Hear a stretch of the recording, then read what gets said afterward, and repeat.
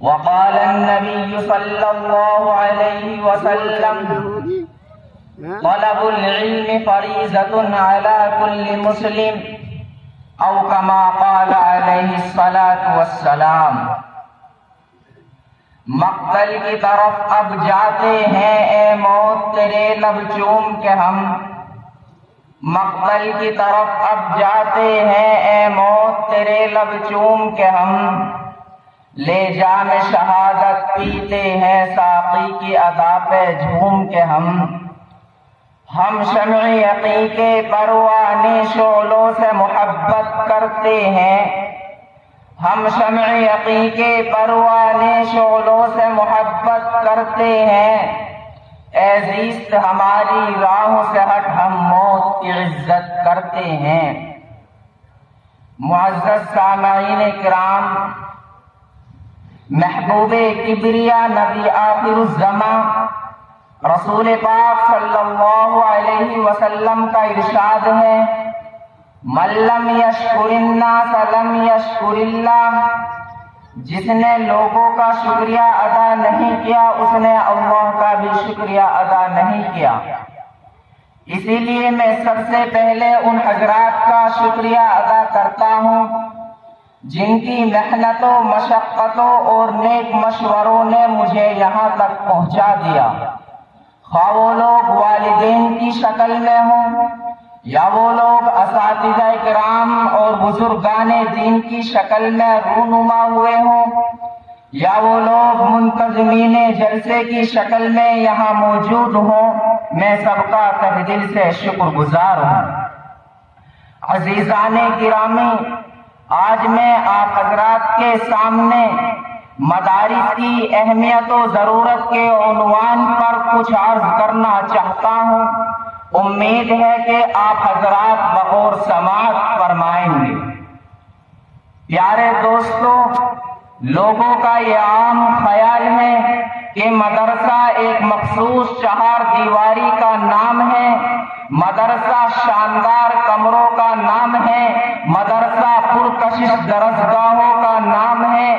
اسی لیے وہ سمجھتے ہیں کہ اگر مدرسے کی عمارت کو گرا دیا جائے تو مدرسہ ختم ہو جائے گا، لیکن میں ان کے اس خیال کی پرزور تردید کرتا ہوں اور کہتا ہوں کہ اگر مدرسے کی عمارت کو ڈھا دینے سے مدرسہ ختم ہو جاتا تو انگریز جب ہندوستان آیا اور اس نے ہزاروں مدرسوں کی عمارتوں کو گرا دیا، بلڈوزر چلا دیا، لیکن اپنے سینوں میں علم کی شمع روشن کیے ہوئے علماء کرام نے کسی درخت کے سائے تلے ہی قوم و ملت کے نونہالوں کے سینوں کو علم کے چراغ سے روشن کیا۔ برادران وطن،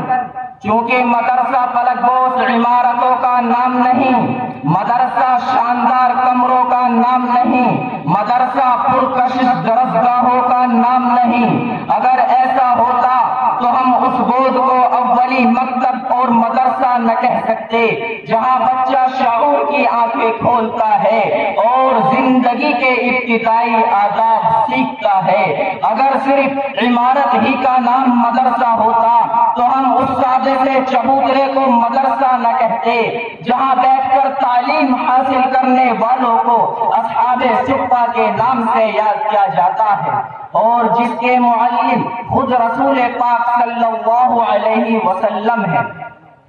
اگر صرف عمارت ہی کا نام مدرسہ ہوتا تو ہم دیوبند میں واقع اس انار کے درخت کے سائے کو مدرسہ نہ کہتے جہاں بیٹھ کر محمود نامی استاد نے محمود نامی شاگرد کو تعلیم دے کر ہزاروں مدرسوں کی بنیاد رکھی ہو۔ پیارے دوستو، جب شاندار کمروں کا نام مدرسہ نہیں، پرکشش درسگاہوں کا نام مدرسہ نہیں، تو ہمیں بتاؤ کہ مدرسہ کیا ہے اور مدرسہ کس کو کہتے ہیں؟ تو لیجئے سنیے، مدرسے کے معنی ہے درس کی جگہ، سبق پڑھنے کی جگہ، علم حاصل کرنے کی جگہ معرفت خداوندی حاصل کرنے کی جگہ اخلاق و کردار بنانے کی جگہ تہذیب و تمدن سیکھنے کی جگہ انسان کو انسانیت سکھانے کی جگہ اعلیٰ کلمت اللہ کا طریقہ حاصل کرنے کی جگہ نور نبوت حاصل کرنے کی جگہ انبیاء کے وارث بننے کی جگہ ظاہر و باطن سنوارنے کی جگہ اخلاق و کردار بنانے کی جگہ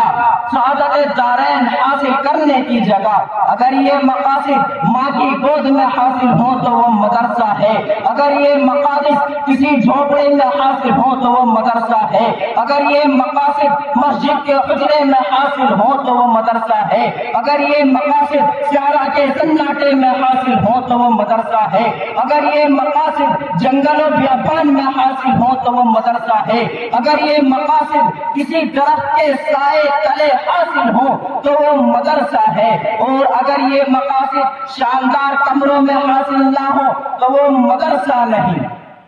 عزیزان گرامی، پوچھنے والے پوچھتے ہیں کہ ان مدارس نے دنیا کو کیا دیا اور ان سے کیا فائدہ حاصل ہوا؟ میں ڈنکے کی چوٹ پہ یہ کہتا ہوں کہ انہی مدارس سے ایسے ایسے علماء کرام پیدا ہوئے جن کا قلب و جگر اسلام کی عظمت سے معمور تھا، جن کے دلوں میں عشق رسول کی کرنیں جلوہ فکن تھی، جنہوں نے اپنی زندگی اعلیٰ کلمت اللہ اور اسلام کی سربلندی کے لیے وقف کر دی تھی۔ ہاں انہی مدارس سے علماء اور انبیاء کے ورثاء و خلفاء پیدا ہوئے، انہی مدارس سے قرآن و سنت کے مترجمین و مفسرین اور محدثین پیدا ہوئے، انہی مدارس سے ملحدوں اور بدعتیوں کو دین میں تحریف سے روکنے والے مفکرین پیدا ہوئے، انہی مدارس سے قوم و ملت کو عقائد و عبادات اور حلال و حرام کے مسائل بتانے والے علماء کرام پیدا ہوئے۔ پیارے بھائیوں،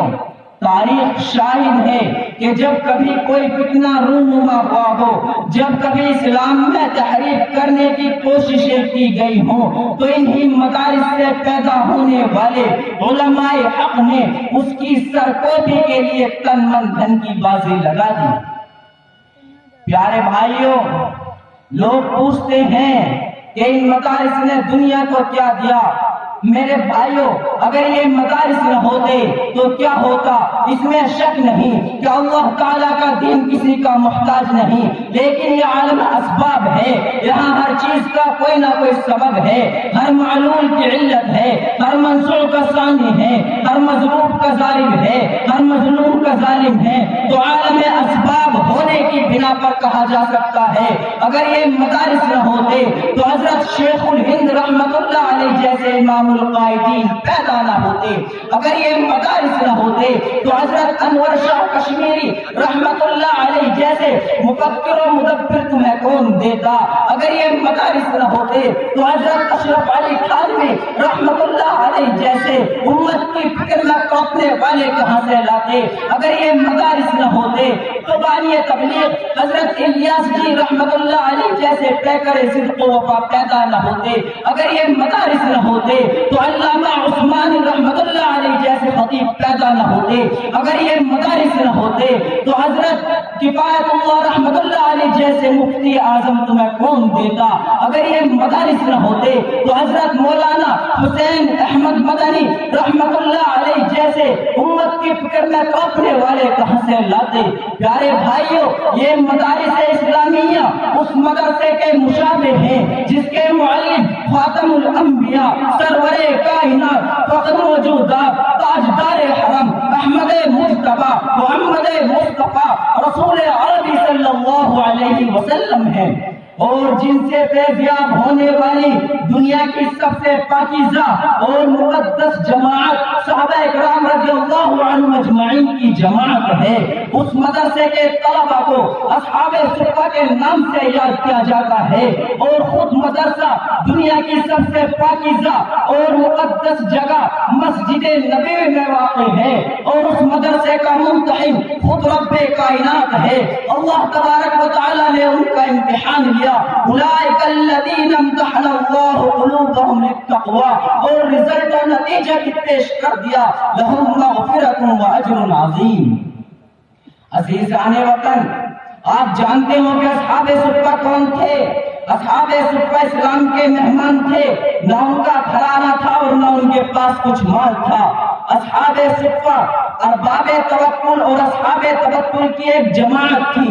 جو رات و دن تزکیہ نفس اور کتاب و حکمت کی تعلیم پانے کے لیے آپ علیہ السلام کی خدمت میں حاضر رہتی تھی۔ ان حضرات کو دنیا سے کچھ لینا دینا نہیں تھا، انہیں تجارت سے کوئی مطلب نہیں تھا، انہیں زراعت سے کوئی سروکار نہیں تھا۔ یہ حضرات اپنی آنکھوں کو آپ علیہ السلام کے دیدار پر انوار کے لیے اور اپنے کانوں کو آپ علیہ السلام کے کلمات قدسیہ و مبارکہ سننے کے لیے اور اپنے جسم کو آپ علیہ السلام کی صحبت حاصل کرنے کے لیے وقف کر چکے تھے۔ محترم حضرات، آئیے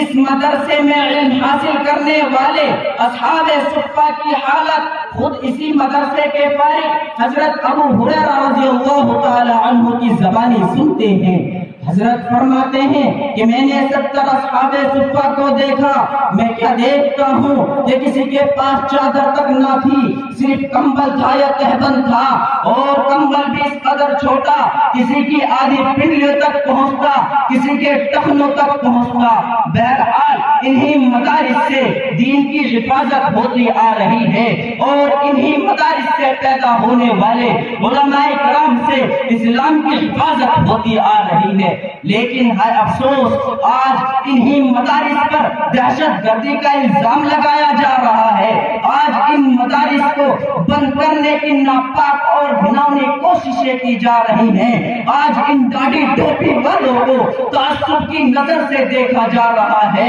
پیارے بھائیوں، یہ مدارس تو اس قابل تھے کہ انہیں سینوں سے لگایا جاتا، انہیں پلکوں پر بٹھایا جاتا، ان کی تعمیر و ترقی میں ہر طرح کا تعاون کیا جاتا، انہیں سرسبز و شاداب رکھنے کی ہر ممکن کوشش کی جاتی، کیونکہ یہی وہ مدارس ہیں جن کی کوکھ سے جنم لینے والے علماء کرام نے اس ہندوستان کو آزاد کرایا۔ یہی وہ مدارس ہیں جن سے نکلی ہوئی تحریکات کی بدولت اس ملک میں آزادی کا انقلاب آیا۔ یہی وہ مراکز ہیں، انہی مراکز کی جاپان سپاہیوں کی جدوجہد کے بعد باشندگان وطن نے سکون و راحت کا سانس لیا۔ انہی خان آہوں کے اندر اللہ اللہ کی صدائیں بلند کرنے والے بزرگوں کی دعاؤں کے طفیل میں اس ملک کو آزادی ملی۔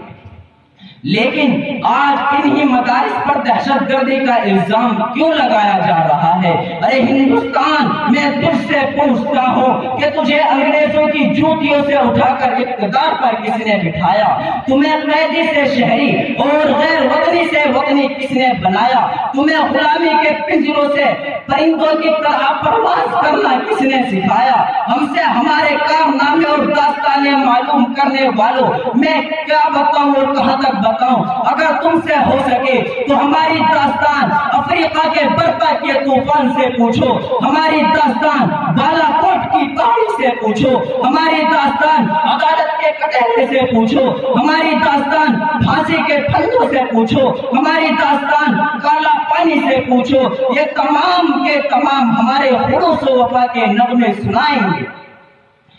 ارے آپ کثرت پر اترانے والوں اور اقتدار پر گھمنڈ کرنے والوں، تمہاری حکومت انگریز سے طاقتور نہیں، تمہاری یہ شاطرانہ چال انگریز سے تیز نہیں۔ اگر تم باز نہ آئے تو آج میں کھل کر یہ پیغام دے رہا ہوں کہ سرفروشی کی تمنا اب ہمارے دل میں ہے، سرفروشی کی تمنا اب ہمارے دل میں ہے، دیکھنا ہے زور کتنا بازوئے قاتل میں ہے۔ مسلمانوں سمجھو اور ہوشیار ہو جاؤ، خواب غفلت سے بیدار ہو جاؤ، کیونکہ حضرت نانوتوی رحمت اللہ علیہ کا ذکر ہمیں صدائیں دے رہا ہے، حضرت شیخ الہند رحمت اللہ علیہ کی روح ہمیں آواز لگا رہی ہے، حضرات اکابر کی حضرات اکابر کا سینے چیخ چیخ کر ہم سے کہہ رہے ہیں کہ اگر اس ملک میں مدارس قائم ہیں تو مسلمانوں کا وجود قائم ہے، اگر اس ملک میں یہ دینی ادارے قائم ہیں تو مسلمانوں کی عزت و آبرو قائم ہے، اگر اس ملک میں یہ مدارس محفوظ ہیں تو دین اسلام محفوظ ہے، اگر یہ مراکز ان مراکز کی حفاظت ہو رہی ہے تو مسلمانوں سمجھو کہ تم بھی یہاں پر چین سکون سے رہو۔ پیارے بھائیوں، سوچنے کا مقام ہے، اگر تم اب بھی نہیں سمجھے تو اور کب سمجھو گے؟ لوگوں، اپنے آپ کو سنبھالو اور ان مدارس کی اہمیت و ضرورت کی سمجھنے کی اللہ تبارک و تعالی ہم سب کو ان مدارس کی اہمیت کی سمجھنے کی توفیق عطا فرمائے۔ وآخر دعوانا الحمدللہ رب العالمین۔ ماشاءاللہ۔